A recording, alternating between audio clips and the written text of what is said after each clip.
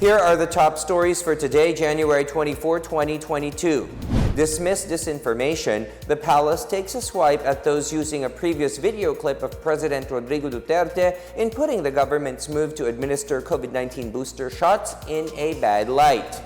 Jabs in full swing. The government brings COVID-19 vaccination closer to commuters and PUV drivers at transport terminals, this time at the Parañaque Integrated Terminal Exchange.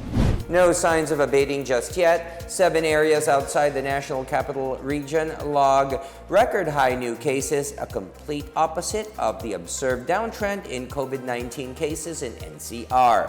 And improving transport, the first package of the Philippine National Railways Bicol project is set to commence construction in the first quarter of this year.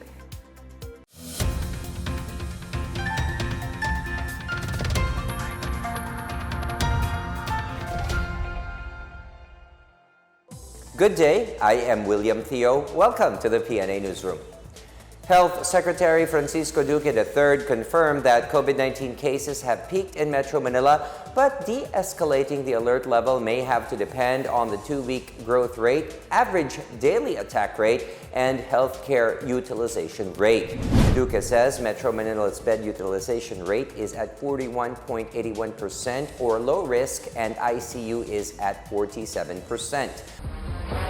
Lumalabas ng peak na at nakikita natin ilang araw ng sunod-sunod na bumababa ang kaso ng NCR at lumiliit ang porsyentong iniaambag nito sa ating total caseload. No?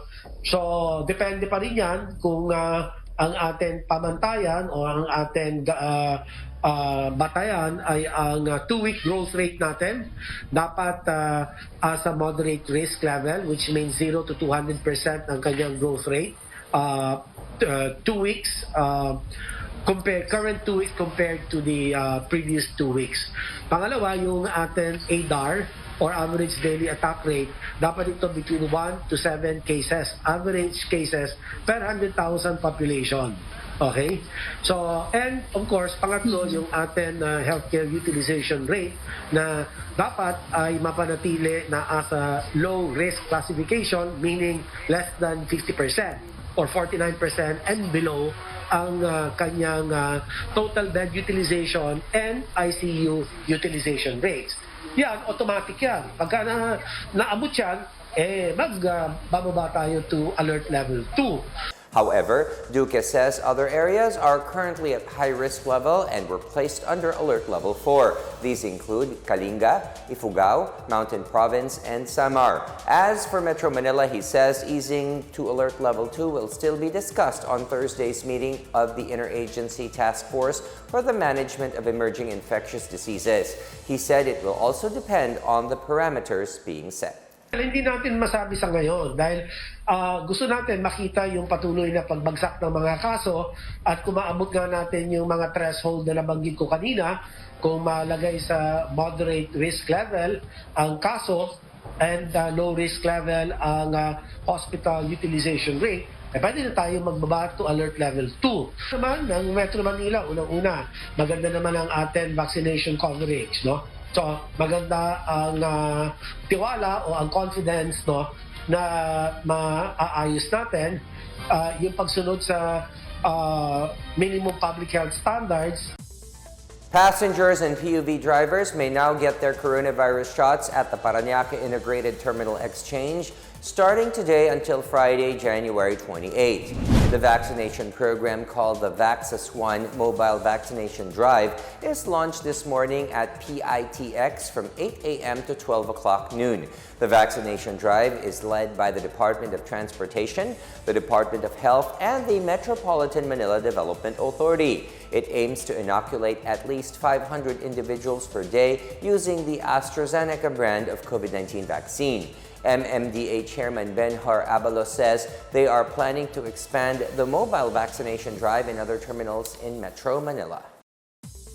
Cabinet Secretary and Acting Spokesperson Carlo Nograles is asking the public to view the message of President Rodrigo Duterte in the proper context. This as the video clip of the president, which was recorded on September 30 last year, is being shared and utilized by some groups to campaign against the administration of COVID-19 booster shots. In the said video clip, President Duterte states that 2 doses of the COVID-19 vaccine are sufficient. Nograles says that at that point, only 21 million of our eligible population were fully vaccinated and the provision of booster shots had yet to be approved. He says the situation today is now vastly different as the government has approved the recommendation of the health experts for the use of booster doses last November. Moreover, President Duterte, in his December 21, 2021 address, enjoined the public to take advantage of the country's sufficient supply of vaccines against COVID-19 and get their booster shots to control the spread of the highly transmissible Omicron variant. Nograles, in a statement, urged the public to refrain from sharing misinformation that will endanger the lives of our kababayan, compromise our efforts to contain COVID-19, and undermine our campaign to beat the disease. DepEd personnel and learners are encouraged to participate in the national government's vaccination drive, which has expanded to the pediatric population.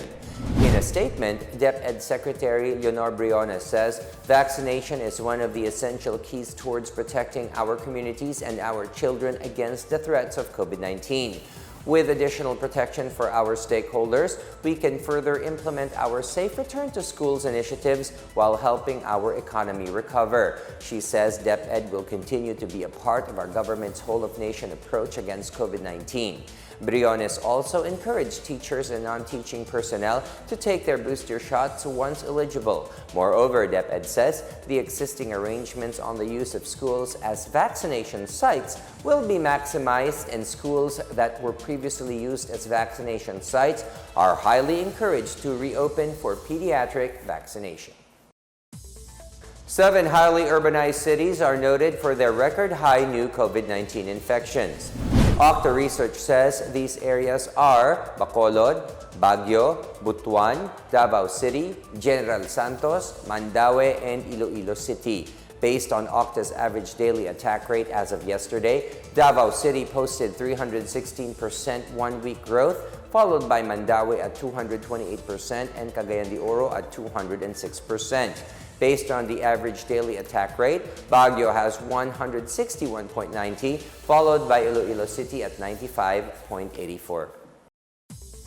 A downtrend in the surge in coronavirus infections has been noted in Metro Manila. The Octa Research says it is expecting less than 1,000 infections by Valentine's Day. Octa Research fellow Dr. Guido David says there is already a downward trajectory of cases in the National Capital Region as average cases declined by 20% week on week. He says the reproduction number in NCR started to decline since January 3 when the government reverted Metro Manila to Alert Level 3 and will have more than 2,000 daily cases by the end of January from a peak of 8,000 cases. He says that by Valentine's Day, COVID-19 infections would be at least 1,000 and may go down further at 500 by next month. However, David says easing the alert level system might not be advisable until NCR reaches a moderate risk level, as cases outside Metro Manila have not yet peaked. For its part, the Department of Health says it is still too early to say if Metro Manila could de-escalate to less strict alert level 2 by next month. Health Undersecretary Maria Rosario Berjera says that while active coronavirus cases seem to decline in the past few days, this does not necessarily reflect the actual situation on the ground. She says some individuals are not getting tests anymore and others are taking antigen tests that are not being reported to DOH. Still ahead, the palace welcomes the declining vaccine hesitancy in the country based on the results of a recent survey. And a brighter future for the country's economy is seen this year. Details ahead, keep it here on the PNA Newsroom.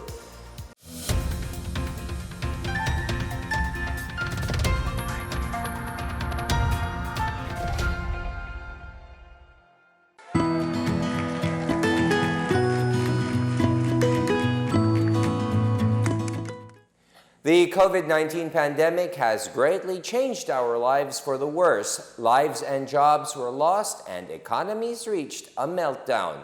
Thanks to the arrival of safe and effective vaccines, we are one step closer to normalcy. It's time to do our part, get vaccinated for our safety and for our recovery. You are there in that community, go there and have yourself vaccinated by any of the vaccines available.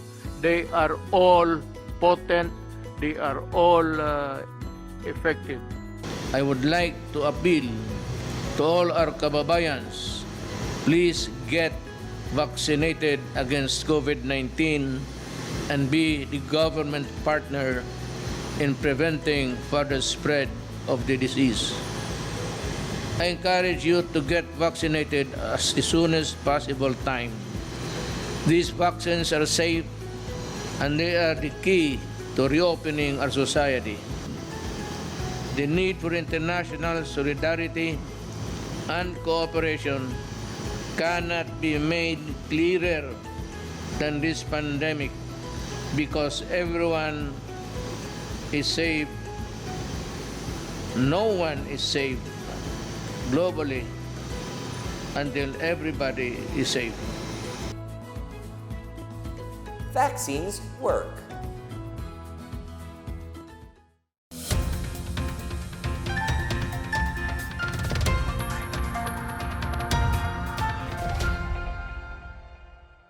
Malacanang says a recent SWS survey showing a decline in vaccine hesitancy and skepticism among Filipinos is reflective of everyone's cooperation.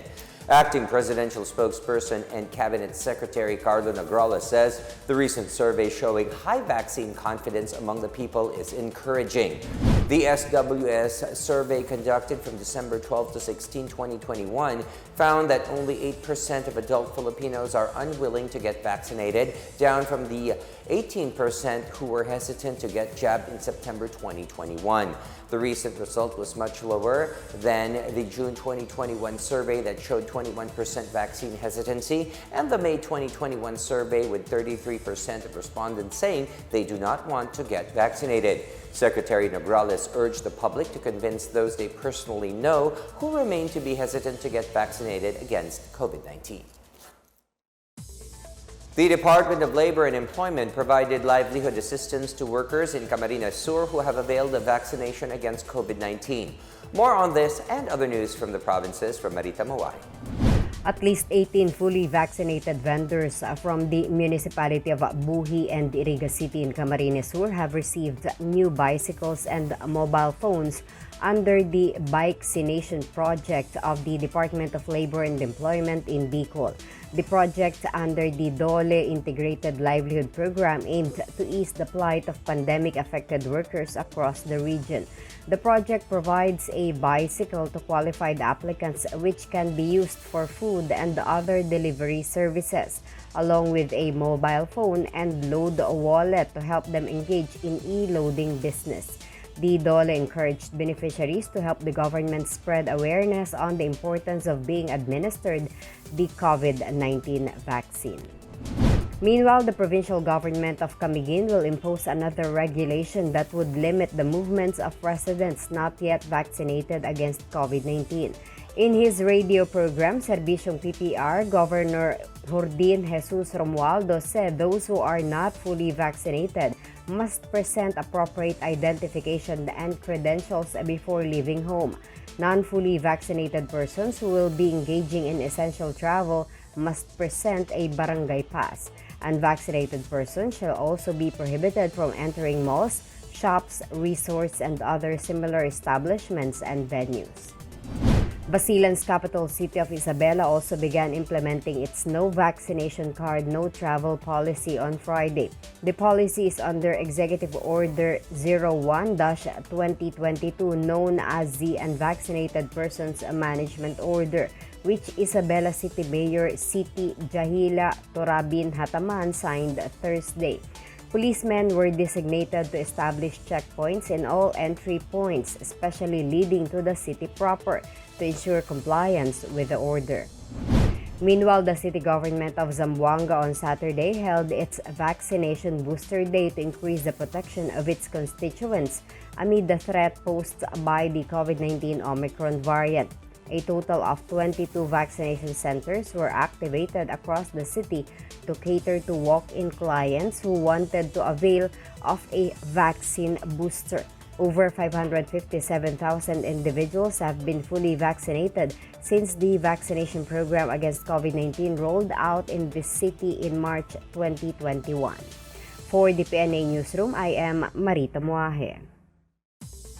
The Chinese government is set to formally turn over around 614 million pesos worth of equipment to the Philippines in February. China has allocated 1 billion pesos worth of military assistance to the Philippines, with the first batch of equipment delivered a week ago. Chinese Ambassador Huang Xilian said delivered batch includes rescue and relief equipment, which will be formally turned over to the Department of National Defense and the Armed Forces of the Philippines. The donation was part of Chinese President Xi Jinping's 2019 commitment to assist and support the Philippine government in its counter-narcotics and counter-terrorism campaign.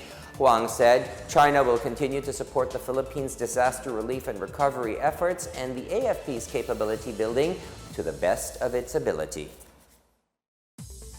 Commission on Elections or COMELEC spokesperson James Jimenez has encouraged election candidates, including those running for national positions, to participate in public debates even if they are not mandated to.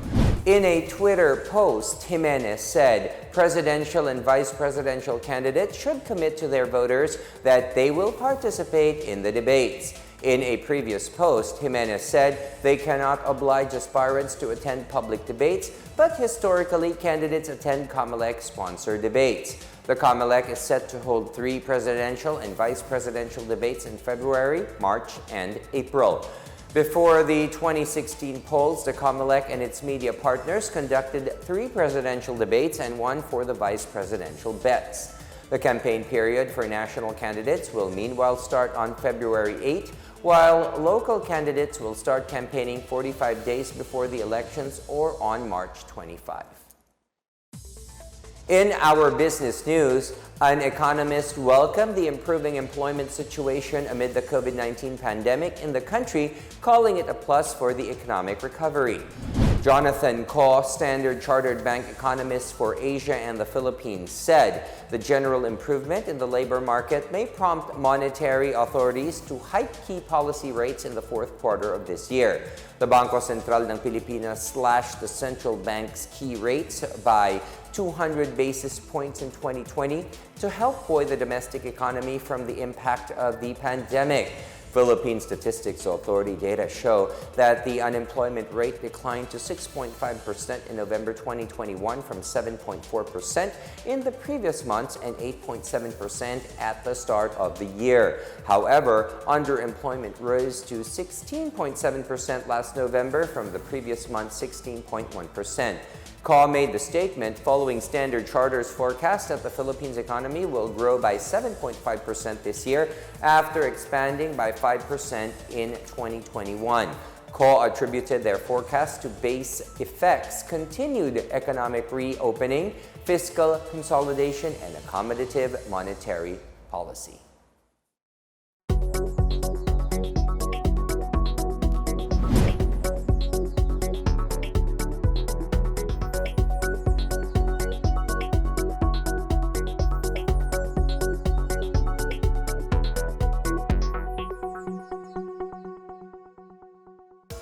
Up next, the first package of the PNR Bicol is set to begin construction soon. And in tune with nature, we tell you how to visit these tourism destinations virtually. More stories when the PNA Newsroom returns.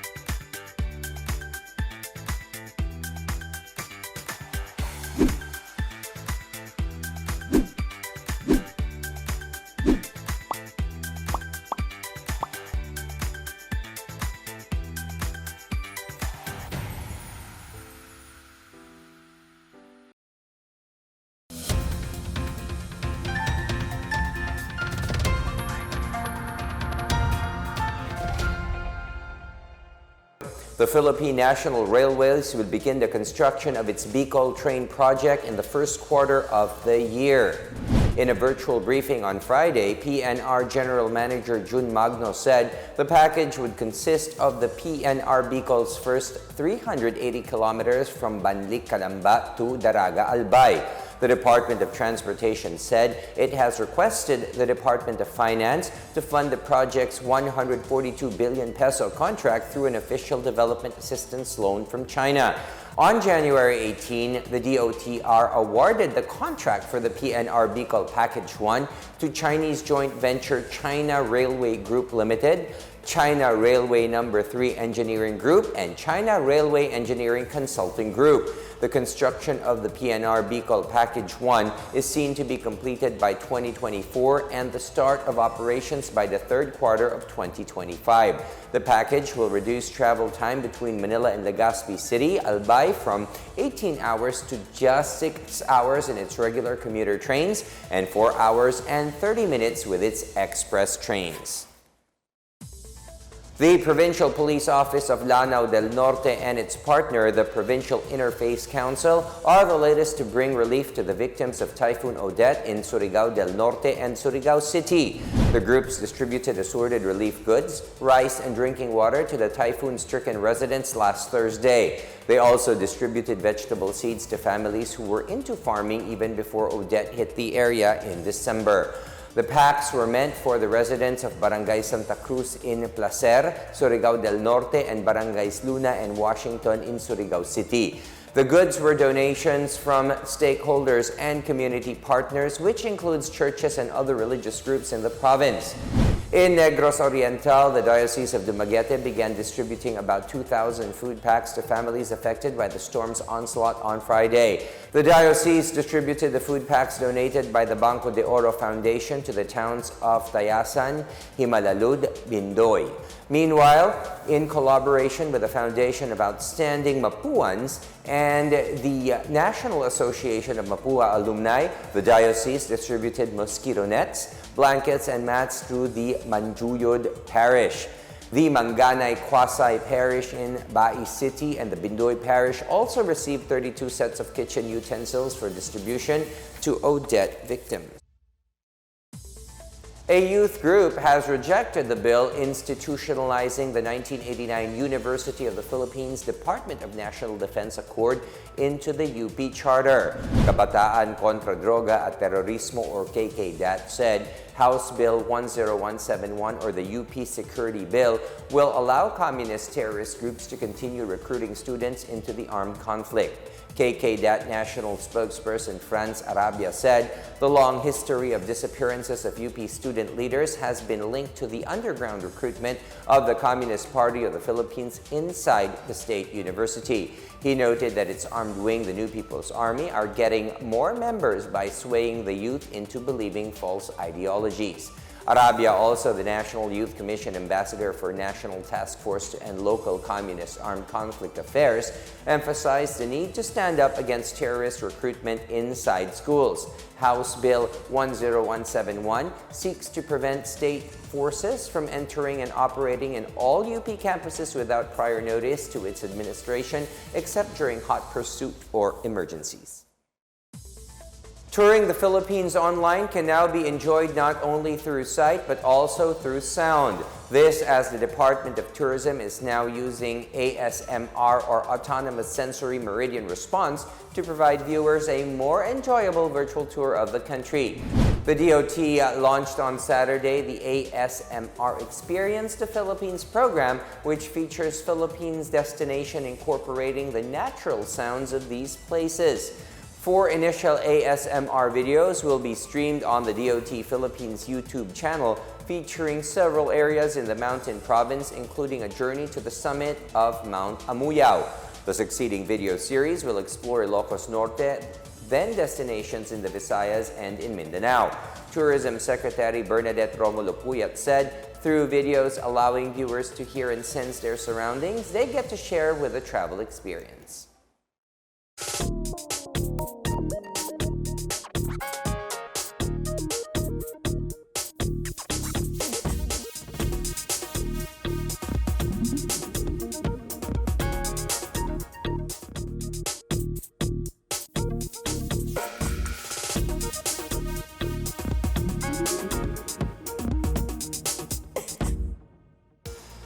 Let's take another look at today's biggest stories. Dismiss disinformation, the palace takes a swipe at those using a previous video clip of President Rodrigo Duterte in putting the government's move to administer COVID-19 booster shots in a bad light. Jabs in full swing, the government brings COVID-19 vaccination closer to commuters and PUV drivers at transport terminals, this time at the Parañaque Integrated Terminal Exchange. No signs of abating just yet. 7 areas outside the National Capital Region log record-high new cases, a complete opposite of the observed downtrend in COVID-19 cases in NCR.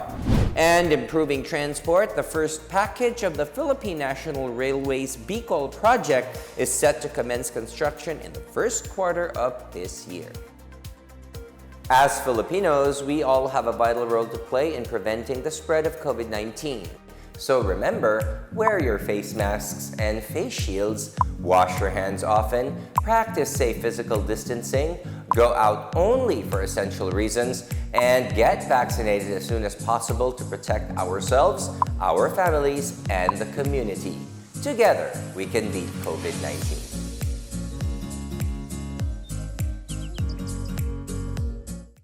Thank you for watching another episode of the PNA Newsroom. For more news content, check our webpage or log on to the Philippine News Agency's Facebook and Twitter accounts. For more stories about the government and how it serves Filipinos, look for these hashtags in all of our social media platforms and websites. We are shown on the pages of the PCOO and its attached agencies. Also, watch us on television on PTV4 and IBC13. And that's your daily dose of the biggest stories that you need to know from the PNA Newsroom. We tell stories that inspire change. I am William Theo. Good day. Happy Monday, everyone.